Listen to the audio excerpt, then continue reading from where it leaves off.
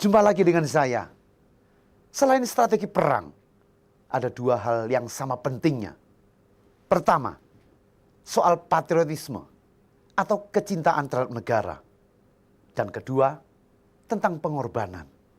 Patriotisme tergambar dari pembelaan Raja Si terhadap nasib rakyat dan negerinya. Raja Si memang lemah dan ceroboh. Ini cacat bagi seorang pemimpin negara. Tapi kemuliaan Raja Si adalah pembelaannya atas nasib rakyatnya di atas kepentingan keluarga dan pribadi. Dia rela mengorbankan kedua putranya. Kecintaan dan kerelaan berkorban tidaklah cukup jika salah menerapkan strategi.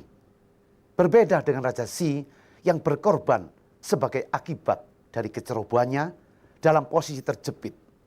Sun Tzu berkorban demi strategi perangnya dalam posisi menjepit. Ini seperti disampaikan Sun Tzu, dalam perang utamakan strategi. Kecintaan tokoh-tokoh tadi terhadap rakyat, bangsa, dan negara memang sangat menggetarkan.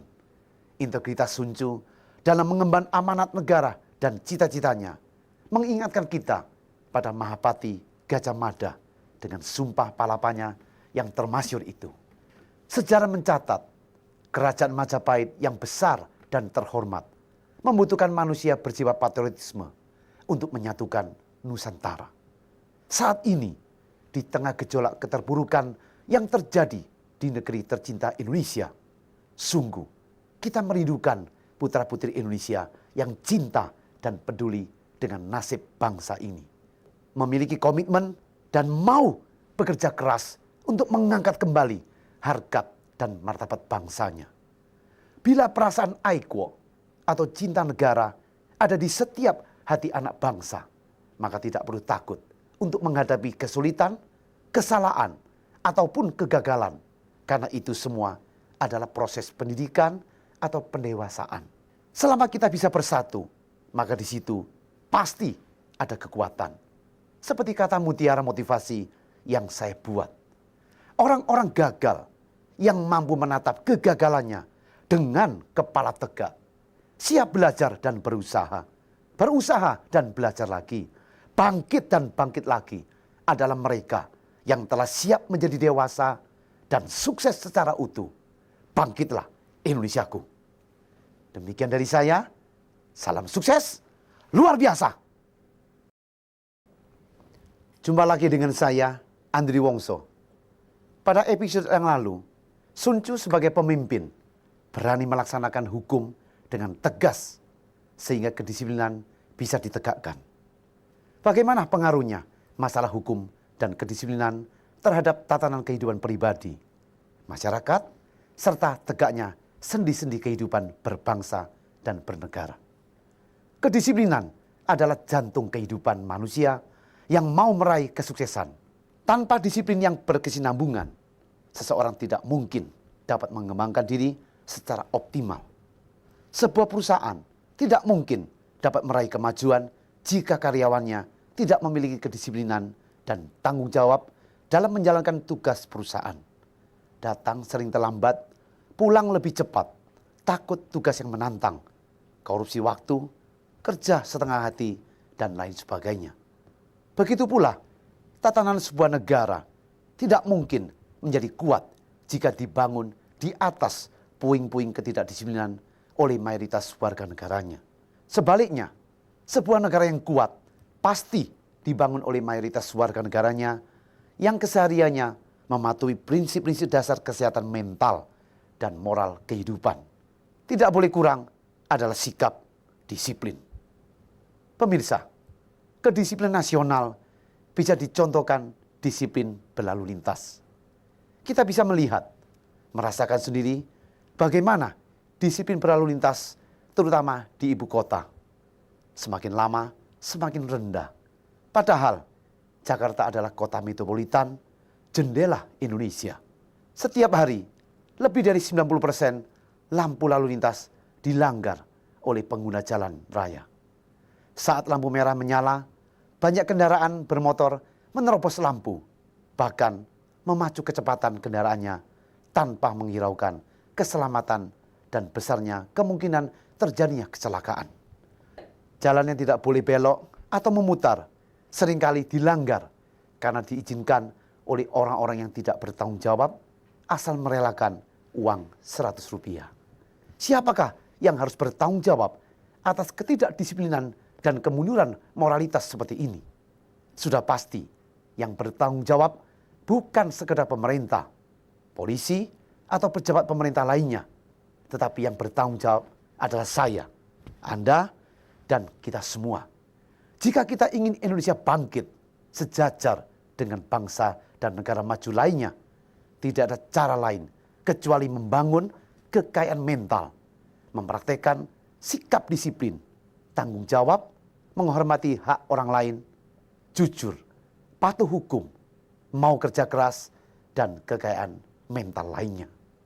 Demikian dari saya, kita bertemu kembali di akhir tayangan film ini. Selamat menyaksikan.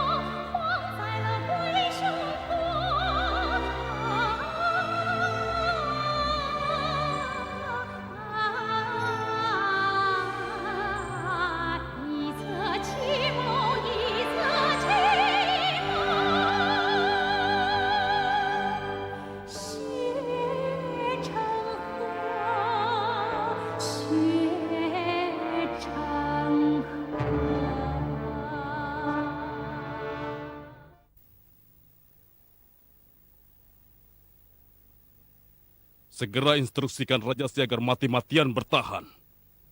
Dalam waktu sebulan, bantuan pasukan kita akan tiba. Dengan kondisi pasukan yang telah letih, pasukan Wu akan kita tumpas habis. Pasukan bantuan dari kerajaan Chu akan tiba 10 hari lagi. Putra mahkota sudah diserahkan sebagai jaminan di negeri Chu. Dan ini membuktikan. Bertemu kembali dengan saya. Dalam tayangan film tadi, kita saksikan Sun Ce dilukai oleh ayahnya, Sun Chu. Dalam sebuah latihan perang, jika kita gunakan logika umum, rasanya tidak mungkin seorang ayah mau menyakiti, bahkan mempermalukan anaknya yang dicintai di depan orang banyak. Prinsip strategi perang ditunjukkan oleh Sun Chu di hadapan para prajuritnya, bahwa dalam perang dan negara tidak ada hak istimewa bagi keluarga atau anak dan keturunan siapapun. Seorang pemimpin perang, dia harus memiliki kecakapan perang dan mampu memimpin pasukan. Di dalam kemampuan kemiliteran dan kepemimpinan, tidak ada kata kompromi. Prinsip profesionalisme telah diajarkan Sun Chu sejak ribuan tahun yang lalu. Prinsip profesionalisme juga berlaku di segala bidang kehidupan, baik di bidang politik, birokrasi, manajemen, bisnis, karir, hingga di kehidupan pribadi setiap orang. Bila kita mau jujur, tidak jarang tujuan-tujuan yang ditetapkan akhirnya gagal dikarenakan tidak berlakunya prinsip dasar profesionalisme. Contoh, di manajemen perusahaan, kita menempatkan orang-orang di posisi penting, bukan karena skill dan profesionalismenya, tetapi lebih karena kedekatan hubungan kita. Saudara, kenalan, seagama, sesuku, atau semata karena kita menyukai mereka. Pada saat terjadi konflik atau pelanggaran, karena kedekatan itu, kita tidak fair dalam mengambil sikap dan keputusan. Merasa tidak enak memberi peringatan, tidak enak mengoreksi. Bahkan pada saat harus bertindak tegas, kita tidak berani memecat atau menghukum orang yang jelas-jelas salah. Hal ini bisa berakibat fatal bagi kelangsungan roda perusahaan. Hal ini tidak akan terjadi jika sejak awal kita menegakkan prinsip profesionalisme yang ketat dan tegas dalam rekrutmen maupun penempatan posisi penting. Tidak ada yang salah menempatkan orang-orang dekat pada posisi penting, tapi harus diingat, posisi-posisi penting dalam bisnis, politik, dan manajemen pemerintahan selalu mengandung tanggung jawab yang besar. Karena itu, pantang menempatkan orang yang tidak cakap di posisi tersebut. Dengan langkah tegas ini, resiko kita bisa minimalkan. Demikian dari saya, salam sukses luar biasa. Jumpa lagi dengan saya, Andri Wongso. Kitab 13 Bab Strategi Perang Sun Tzu adalah sebuah mahakarya yang telah diaplikasikan oleh para profesional di bidangnya masing-masing selama 2400 tahun ini. Bayangkan betapa keras dan rumitnya usaha Sun Tzu waktu itu berupaya menyelesaikan karya besarnya. Semangat pembelajaran Sun Tzu inilah yang patut kita teladani. Di zaman sekarang, kita bisa mendapatkan ratusan buku, bahkan ribuan referensi buku untuk memperkaya wawasan dan cara berpikir kita. Dengan membaca, kita bisa menimba berbagai macam ilmu dan pengalaman orang lain selama bertahun-tahun, tanpa perlu kita sendiri melewati masa uji coba selama itu. Kekayaan pikiran penulis mampu memperkaya pengetahuan, menyadarkan, bahkan merubah mindset kita. Buku bisa merubah nasib seseorang yang siap belajar dan mau berubah. Seperti pepatah mengatakan, Bing ze ing su ol fu, fu ze ing su ol gui. Orang miskin karena buku dia menjadi kaya. Orang kaya karena buku dia menjadi anggun. Pepatah ini menekankan setiap manusia membutuhkan proses pembelajaran sepanjang hidupnya. Dan buku adalah sarana pembelajaran yang berdaya guna. Sebab dalam setiap buku minimal ada satu pelajaran, satu nilai, satu hikmah, dan satu pengetahuan yang dapat meningkatkan kualitas pengetahuan kita. Membiasakan diri membaca buku berarti kita berguru atau berdialog dengan sumber-sumber ilmu yang tiada habisnya. Membaca buku adalah aktivitas pengembangan potensi diri. Bayangkan, jika kita membiasakan diri membaca minimal satu buku dalam satu minggu, maka dalam satu bulan kita membaca 4 buku. Dan itu berarti 52 buku dalam satu tahun. Maka dalam 5 tahun kita membaca 260 buku. Jika buku-buku yang kita baca topiknya menyangkut bidang yang kita geluti, maka dalam 5 tahun kita pasti menjadi pakar di bidang yang kita tekuni. Sungguh luar biasa. Mari pastikan menjadi seorang pembelajar dengan membiasakan membaca buku yang bermutu. Bukan nanti, bukan besok, tetapi dimulai hari ini, sekarang juga. Selamat membaca. Demikian dari saya, kita jumpa lagi di usai tayangan film ini.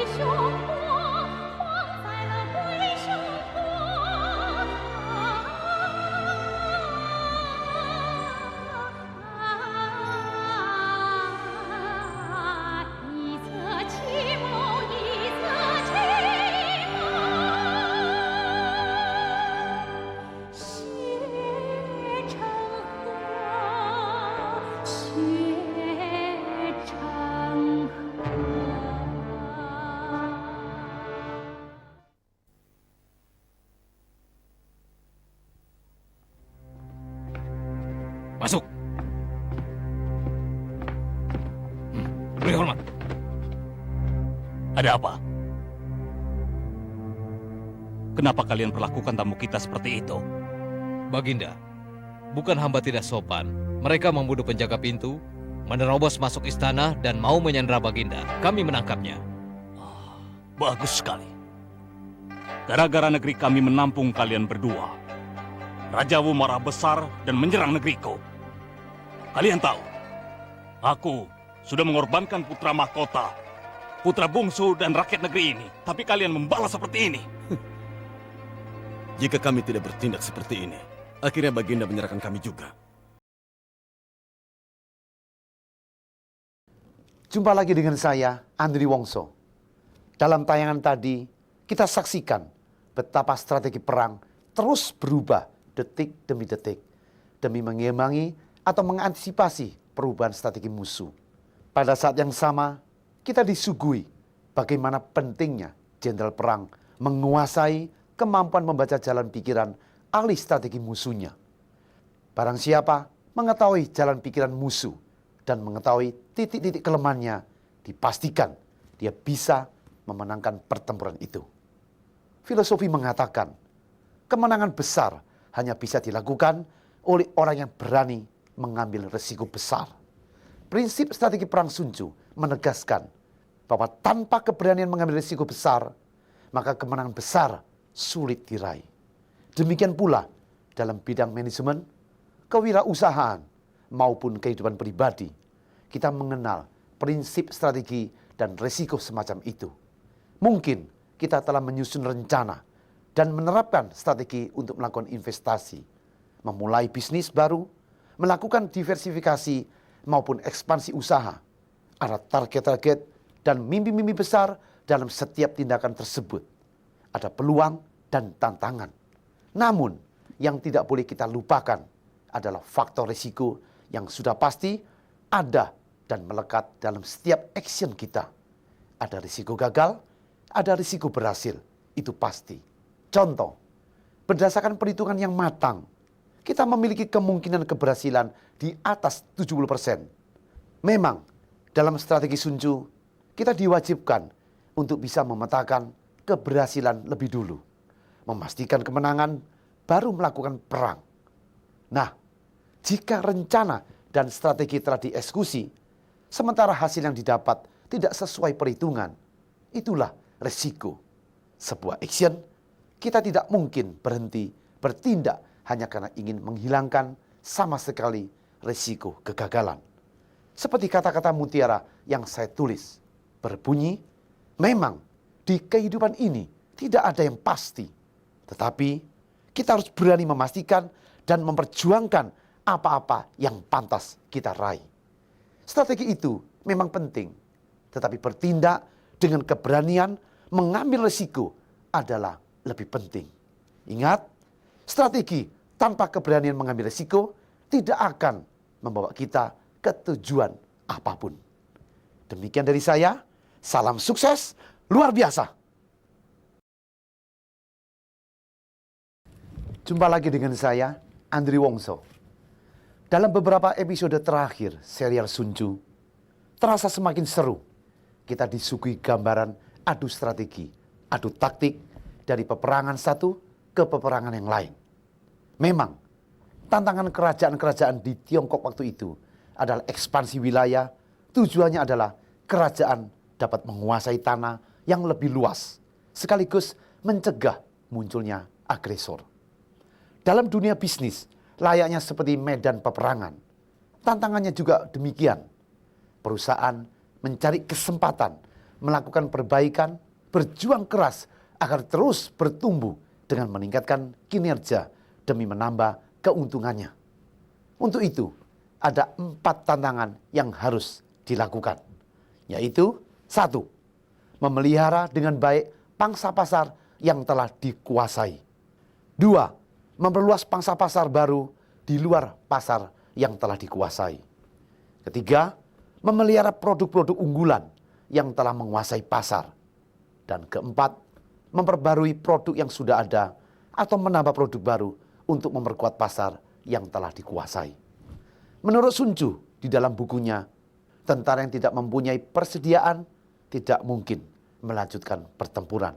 Sama halnya dalam dunia bisnis, perusahaan yang ingin melakukan ekspansi atau mempertahankan posisinya sebagai market leader atau mau merebut pangsa pasar, maka dia harus memiliki competitive advantage dibanding kompetitornya. Misalnya, keunggulan kompetitif dalam hal manajemen, manpower, peralatan, dan sistem produksi, permodalan, pasokan bahan baku, teknologi, dan penguasaan pasar. Sebelum memutuskan melawan kompetitor atau melakukan ekspansi pasar, seorang pemimpin perusahaan harus sungguh-sungguh menganalisis secara seksama kelemahan maupun kekuatan perusahaannya juga di pihak kompetitor. Tentunya, kekuatan manpower lah yang paling utama, karena produk yang bagus, teknologi yang canggih, sistem dan strategi maupun permodalan semuanya akan menjadi satu kekuatan jika dipoles dan ditangani oleh seorang pemimpin yang punya keberanian untuk bersaing, yang mampu menciptakan team building untuk bersama-sama berjuang meraih kesuksesan. Demikian dari saya, kita bertemu kembali usai tayangan film ini.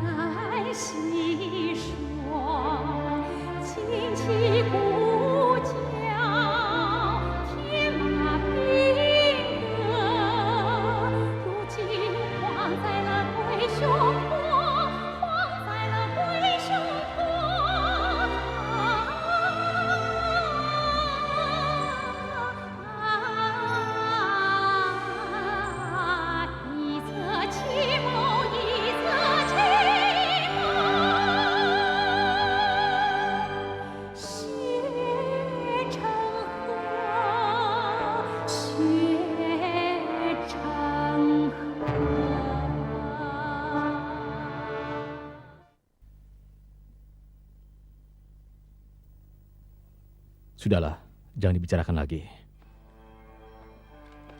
Sunming, kau harus patuh pada ibu. Iya. Jaga diri kalian. Sunca, ayo berangkat.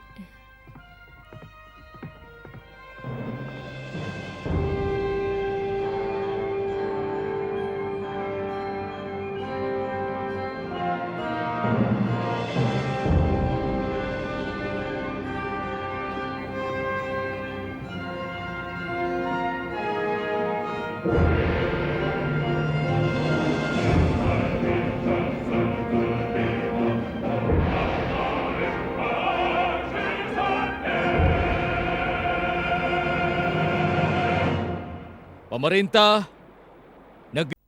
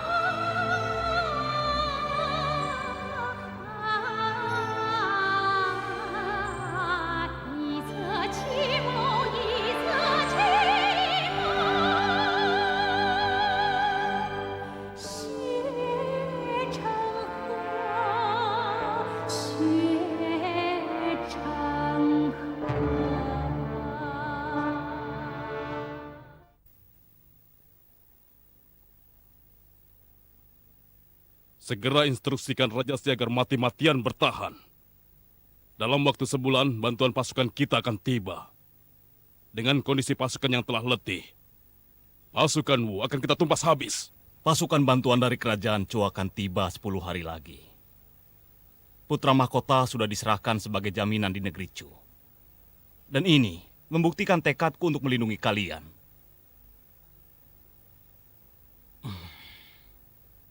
Menyerahkan kalian berdua sama dengan mengorbankan nyawa putra mahkota. Apa menurut kalian berdua, apa yang telah kulakukan ini masih kurang?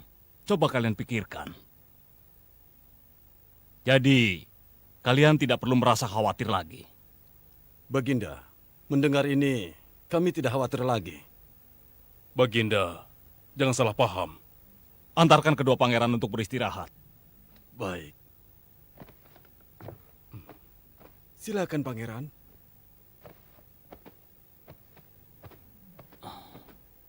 Tidak tahu diuntung. Baginda, Raja Wu dan pasukannya sudah tiba di pintu selatan kota Si. Mereka mendirikan kemah dan besok akan menyerang kota. Cepat sekali mereka tiba. Besok pagi begitu sampai di kota Si, kita langsung menyerbu. Baginda, jangan gegabah menyerang. Kenapa tidak boleh? Jauh-jauh kita datang kemari dengan tujuan yang jelas. Menghancurkan kota Si dan menangkap dua pangeran pengkhianat itu demi wibawa negeri Wu. Jenderal, jika kita tidak menyerang kota Si, bagaimana kita bisa menangkap dua pangeran pengkhianat itu? Baginda, dalam kitabku jelas tertulis, prioritas pertama taklukkan musuh dengan strategi. Yang kedua taklukkan musuh dengan diplomasi. Dan yang ketiga, taklukkan musuh dengan kekuatan militer. Prioritas terakhir yang baru dilakukan, dan hanya dilakukan jika terpaksa, yaitu menyerang benteng musuh. Menyerang kota Si yang begitu kuat bentengnya, dan begitu siap penjagaannya. Maka jelas, akan mengorbankan banyak sekali pasukan kita yang akan tewas di sana. Dan jika beberapa hari kota Si belum siap kita taklukkan, maka semangat pasukan kita akan sangat turun. Dan dengan begitu, jelas tidak menguntungkan kita. Baginda, Jenderal benar kalau pertempuran berlangsung lama. Pasukan kita akan dalam bahaya bila pasukan Chu tiba. Apa maksud kalian? Apa aku harus menarik pasukan?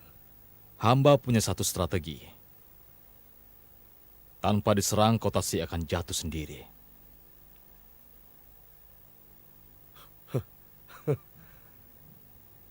Mimpi. Lalu, strategi ajaib apa itu?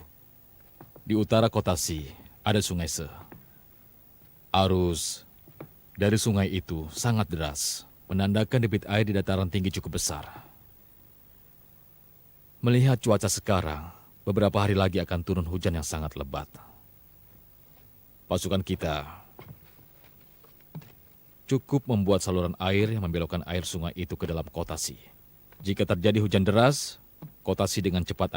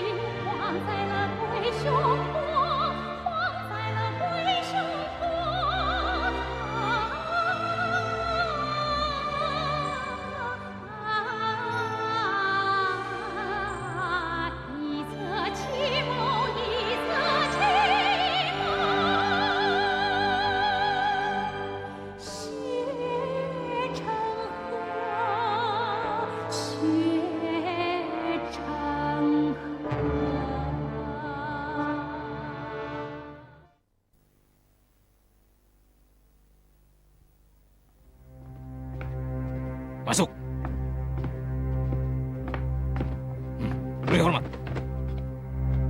Ada apa? Kenapa kalian perlakukan tamu kita seperti itu? Baginda, bukan hamba tidak sopan. Mereka membunuh penjaga pintu, menerobos masuk istana, dan mau menyandera Baginda. Kami menangkapnya. Bagus sekali. Gara-gara negeri kami menampung kalian berdua, Rajawu marah besar dan menyerang negeriku. Kalian tahu, aku sudah mengorbankan putra mahkota, putra bungsu dan rakyat negeri ini. Tapi kalian membalas seperti ini. Jika kami tidak bertindak seperti ini, akhirnya Baginda menyerahkan kami juga.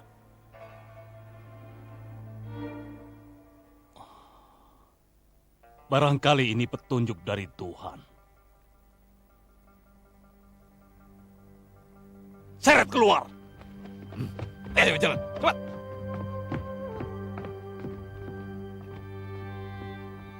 Pasukan Chu, sekarang sudah sampai di mana? Masih 2 hari perjalanan, Baginda.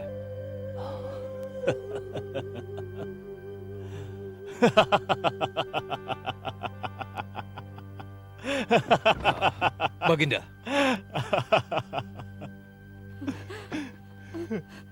Baginda.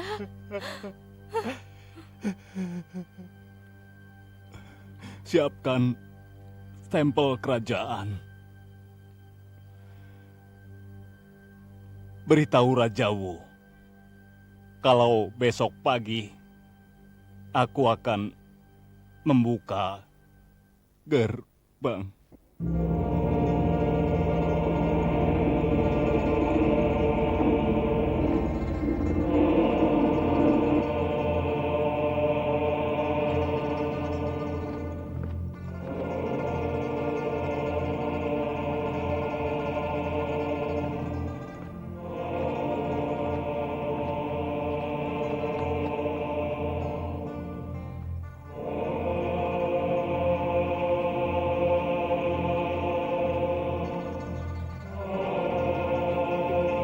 Ayah!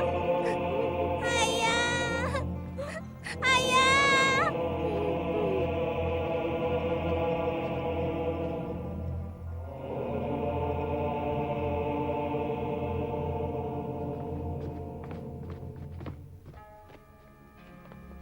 Hamba Raja Changyi mengaku bersalah pada Rajawu. Hamba menyerahkan 2 pangeran Bu ini. Mohon maaf atas sikap keras kepala hamba selama ini.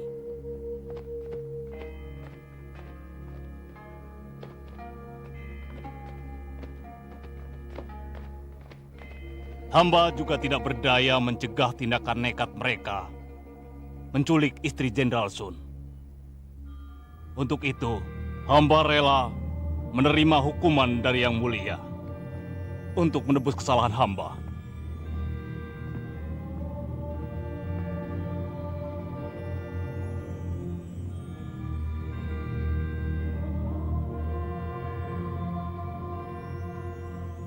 Tapi hamba mohon belas kasih Baginda Yang Mulia untuk membebaskan rakyat Kotasi dari hukuman.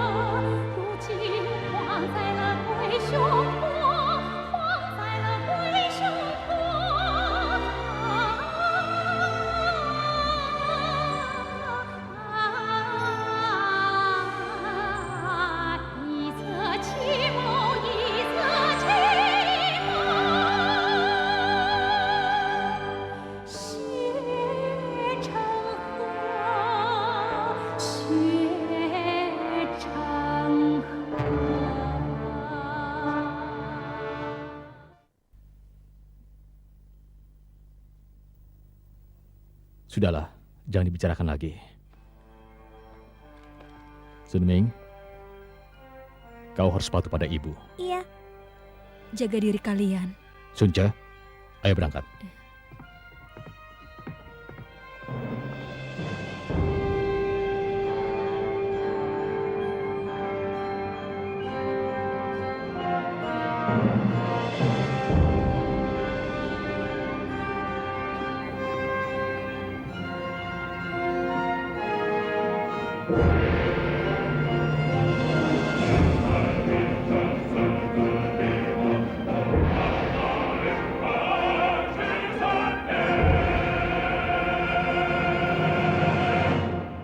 Pemerintah negeri Chu sangat lalim. Sepak terjang mereka sangat tercela. Merampas hak negeri lain, merendahkan para adipati, dan juga membuat rakyat daratan Tiongkok menjadi sengsara. Kelaliman mereka tidak bisa lagi kita tolerir. Saya, Sun Wu, menerima amanat raja kami, Raja Helu, yang menjunjung nilai kesatria, menerima amanat para adipati yang kedaulatan negerinya diinjak-injak negeri Chu. Dengan ini bersumpah di depan para pasukan negeri Wu yang gagah perkasa untuk menumpas tuntas kelaliman ini.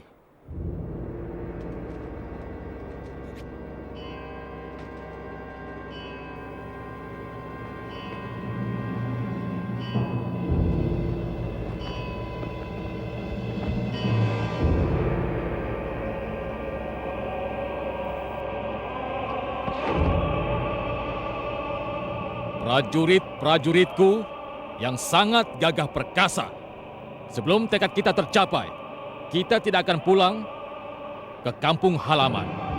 Pasukan, siap!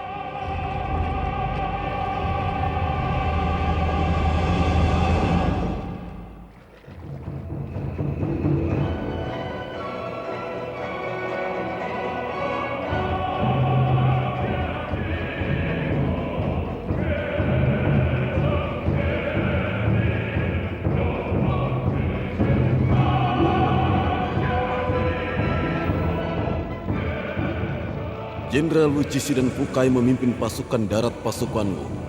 Berangkat dari Yichang, memutar ke utara memasuki wilayah kerajaan Chu, melalui Gunung Tapie.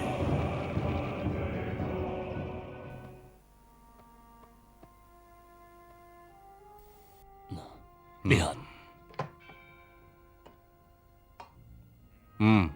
Bagus. Bagus. Yang ini juga.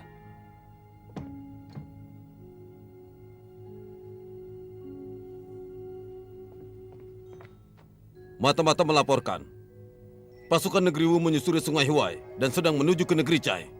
Oh iya? Berapa jumlahnya? Beberapa ratus kapal, tidak kurang dari 10.000 prajurit. Jumlah kereta perangnya belum terdata.